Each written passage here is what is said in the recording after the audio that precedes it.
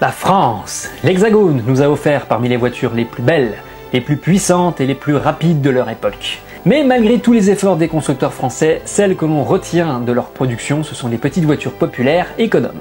À défaut d'entrer dans le monde des marques premium et de chasser sur les terres des voisins teutons, Peugeot, Citroën et Renault ont marqué les esprits avec des modèles raisonnables, mais plein de caractère. Pour cet épisode des ZDP, je vous propose de revenir sur celle qui a apporté le plastique pour protéger la carrosserie de toutes nos voitures aujourd'hui, la Renault 5.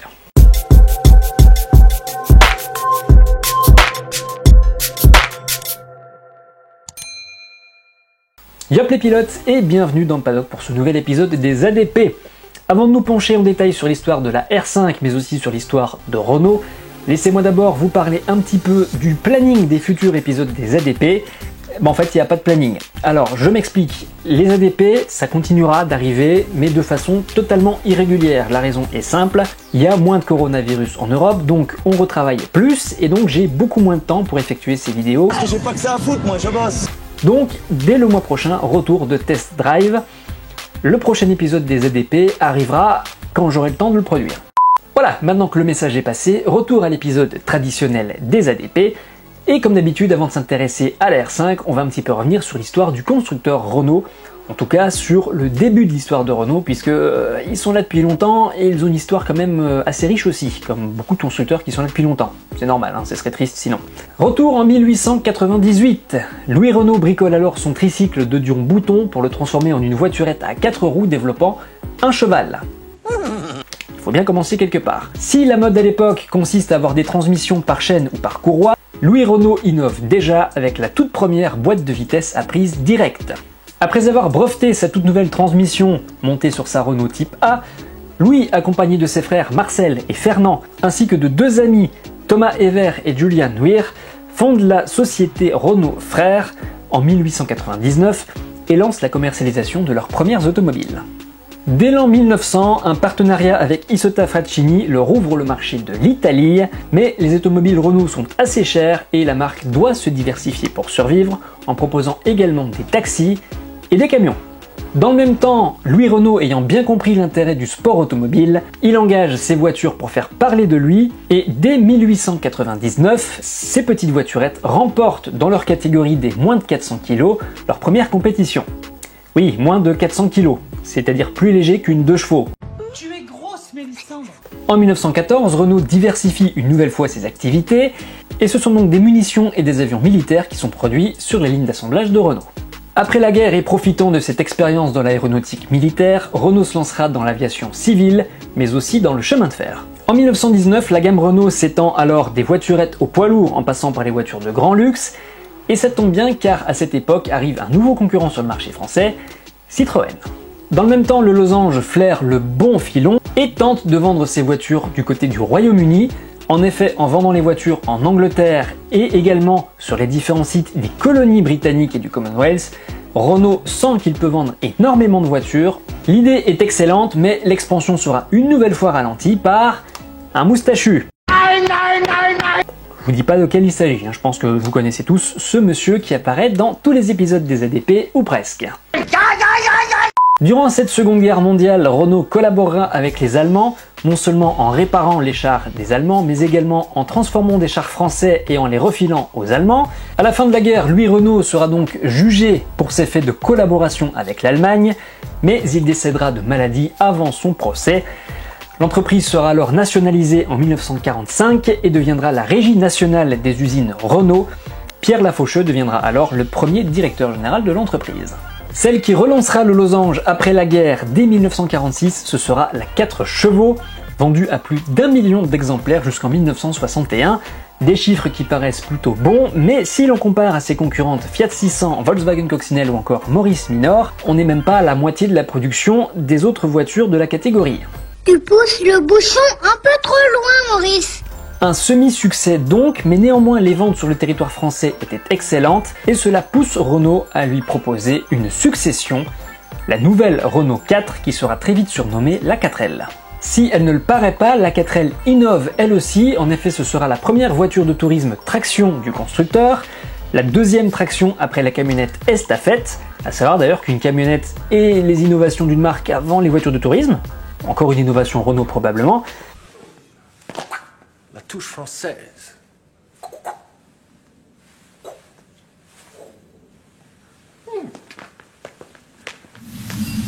Et cette fois, pour faire mouche, la 4L se veut simple, économique et bon marché. Elle se dédoublera également dans une version fourgonnette et aura une longévité incroyable puisqu'elle restera au catalogue Renault jusqu'en 1992, année de la mise en production de sa remplaçante, la Twingo. Regarde. Un verre cacadois. Oh non, oh si, vas-y, il y a sûrement des gens qui vont l'acheter, vas-y. Mais l'intérêt de la 4L ne s'arrête pas là puisque dès 1971 sera dérivée de son châssis une nouvelle petite citadine qui apportera elle aussi son petit lot d'innovation, la Renault 5. Surnommée R5, elle innovera d'un point de vue visuel tout d'abord avec l'arrivée de poignées de porte masquées, allégeant sa silhouette, mais surtout, comme la Pontiac GTO en 1968, et pour la première fois sur une voiture de production européenne, avec ses pare-chocs en polyester armé, des pare-chocs en plastique donc qui sont entre-temps devenus la norme aujourd'hui sur l'entièreté de nos voitures. Si elle soigne son look, elle soigne également les aspects pratiques, avec un haillon descendant jusqu'au pare-choc, et s'ouvrant sur un coffre de 270 litres, pouvant monter jusqu'à 900 litres une fois la banquette arrière rabattue. Sous le capot, on retrouve dans un premier temps le moteur 4 chevaux fiscaux 782 cm3 dit Billancourt de la R4, mais dès 1977, il sera remplacé par le 845 cm3. De son côté, la version R5 TL propose le moteur 5 chevaux, qui donnera le nom R5 à la voiture, un moteur de 956 cm3 repris de la Renault 8, mieux connu sous le nom de moteur Cléon-Fonte, alors que l'habitacle de la TL est mieux équipé que sur les versions de base. Première finition sportive de la gamme, la R5 LS de 1974, capable d'atteindre 155 km/h en pointe, reçoit quant à elle un 1289 cm3 de 64 chevaux. En 1976, le 1289 cm3 est retravaillé, non pas pour améliorer ses performances, mais pour améliorer sa consommation et la faire descendre à 4,7 litres au 100 selon Renault. Ce 1289 cm3 économique équipera la R5 GTL, qui sera la version la plus vendue de la R5. La même année, Renault produira la deuxième GTI de son histoire après la R8 Gordini. Il s'agit de la R5 Alpine.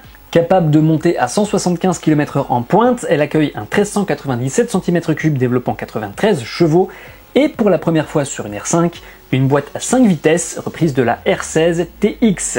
Toujours en 76, une version coupe de cette R5 Alpine sera proposée au catalogue, destinée à la coupe R5 Elf, l'ancêtre de la World Series by Renault et plus exactement de la série Clio Cup. Au Royaume-Uni, cette R5 Alpine sera appelée R5 Gordini, en effet l'appellation Alpine est une marque déposée de Sunbeam. En 78, après la boîte 5, la boîte automatique est proposée. La 5 automatique 1300 sera basée sur le 1289 cm3. En 1979, une nouvelle variante de carrosserie sera proposée, inspirée de la Fasa Renault Siete espagnole, berline 3 volumes à 4 portes. Il s'agira de la R5 à 5 portes. Précurseur d'une technologie issue de la Formule 1, le turbo, Renault ne pourra pas s'empêcher dès 1980 de coller cette technologie à la Renault 5 et de proposer ainsi la R5 Turbo. Et plutôt que de simplement coller un turbo sur la R5 Alpine, le projet de Renault sera différent, partir d'une R5 3 portes, la découper dans tous les sens, l'élargir fortement et installer le moteur à l'arrière. On ne retrouve donc pas le Cléon-Fonte sous le capot avant de la R5, mais à la place de la banquette arrière, le Cléon-Fonte 1397 cm3 équipé de son turbo développe 160 chevaux. Il s'agira donc d'une propulsion à moteur central arrière au look bestial qui fera passer la Renault 5 de la voiture de maman, voire de mamie, à l'icône que tous les gamins rêvaient de posséder. Le délire d'ingénieur n'est évidemment pas gratuit, l'idée derrière ce concept est d'homologuer une version compétition de la R5 en rallye et ainsi lui faire passer les homologations groupe 4, puis par la suite groupe B. En fin d'année 1981, la version turbo plus économe sera quand même proposée sur base de la 5 Alpine, elle passe alors à 110 chevaux et atteint les 185 km/h en vitesse de pointe. L'appellation change alors pour devenir Renault 5 Alpine Turbo. En complément de cette version sportive, une version haut de gamme est proposée, la R5 TX. Elle offre une dotation de série digne des voitures de plus gros gabarit, avec la direction assistée, les vitres électriques, volant et pommeau en cuir, banquette rabattable 50-50, un coffre entièrement recouvert de moquettes ou encore une préinstallation audio prête à accueillir l'autoradio de votre choix. En 1983, une seconde série de R5 Turbo est proposée, nommée R5 Turbo 2. Si elle est techniquement parfaitement identique à la première série, elle reprend par contre l'intérieur de l'Alpine Turbo. But de l'opération, réduire les coûts. En effet, l'habitacle de la première série était spécifique et coûtait assez cher à produire. En utilisant l'habitacle de l'Alpine, le prix de l'R5 Turbo 2 baisse de 25% par rapport à la première série. En 84, une nouvelle série de turbos sera proposée à 200 exemplaires, équipée d'un 1430 cm3, dans le but d'homologuer une ultime version en WRC pour la R5. La R5 Maxi Turbo, équipée de pneus plus larges que la série standard, a en effet besoin d'une nouvelle homologation pour pouvoir être utilisée en compétition. Si la gamme Renault est déjà très riche et très variée, LM Sovra permettra ainsi de transformer une R5 neuve ou d'occasion en cabriolet, le tout homologué aux mines, carte grise à l'appui. Autre modèle spécifique, grâce à un partenariat entre Renault et EDF, 7 exemplaires de R5 électriques verront le jour, proposant une Vmax de 80 km/h pour une autonomie de 110 km. Cet ancêtre du Twizy sera produit à Lardy dans l'Essonne, alors que les Américains aussi proposeront une version électrique de la Renault Le Car, nom américain de la R5. En effet, la société Electricar proposera la Lectric Leopard, basée sur une R5 et convertie à l'électricité. En parlant d'Amérique du Nord, il est à remarquer que les versions thermiques de la petite citadine sera le modèle le plus vendu de sa catégorie au Québec, avec jusqu'à 50% des ventes dans la catégorie pour la province francophone. En effet, la R5 traversera l'Atlantique dès 1976, étrangement uniquement en boîte mécanique. Si les Québécois l'appellent la 5, le reste de l'Amérique l'appellera globalement la Renault Le Car. La voiture fera quelques apparitions au cinéma mais aussi dans quelques séries comme l'Agence Touriste qui en détruira une dans un des épisodes. Il va nous falloir un véhicule de chasse, un petit véhicule léger, très nerveux, et tu mettras des plaques de protection autour. Et votre idée, ce serait de faire un char d'assaut avec mon auto alors qu'elle n'est pas encore payée?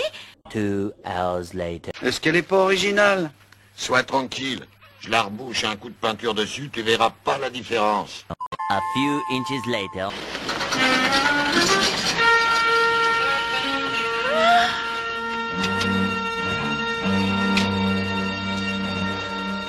Alors là, je suis très surpris. Au cœur de la bagarre, je l'avais pas vu sous cet angle-là. Mais malgré ces quelques apparitions sur grand et petit écran, la R5 aura beaucoup de mal à se faire une place, face principalement à la Volkswagen Rabbit, à la Hyundai Pony ou encore à la Honda Civic. Avec des bruits de tôle puis un subwoofer avec tout ce qui veut se dévisser sur le char, le gros ben. Après une carrière de 9 ans, la Renault 5 s'appelle à présent 5 Lauréate et à la manière de la Clio Campus par après, elle accompagnera les premières années de vie de sa remplaçante, la seconde génération de la Renault 5 surnommée Super 5. Plus moderne mais ne reprenant aucune pièce de son aîné, la Super 5 s'inspire néanmoins du design de cette dernière. La base de R4 est abandonnée au profit d'une plateforme dérivée des Renault 11 et 9.